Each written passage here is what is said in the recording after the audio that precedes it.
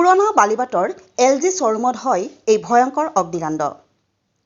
আজিৰে দিনৰ পুৱা যোৰহাটৰ পুৰণা বালি বাটস্থিত LG শ্বৰুমত অগ্নিকাণ্ডৰ ঘটনা সংঘটিত হয়। ভয়ংকৰ ধোঁৱাই সমগ্ৰ অঞ্চলক ঢাকি পেলায়।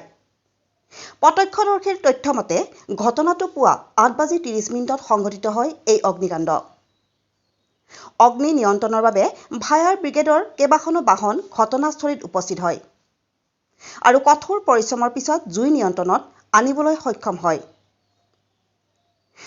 প্ৰাথমিক তদন্তত ধৰা পৰিছে যে অগ্নিকাণ্ডৰ সম্ভাৱ্য কাৰণ হ'ল বৈদ্যুতিক শ্বৰ্ট চাৰ্কিট।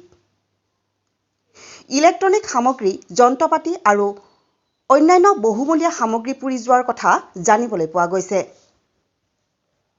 সৌভাগ্যবশতঃ এতিয়ালৈকে কোনো হতাহত হোৱাৰ খবৰ পোৱা হোৱা নাই।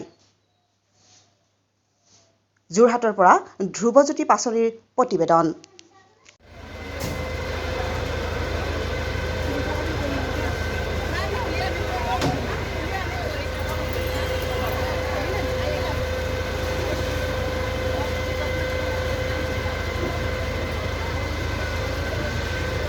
যিকোনো খবৰ আৰু বিজ্ঞাপনৰ বাবে যোগাযোগ কৰক 7896121996 লগতে 7002537271।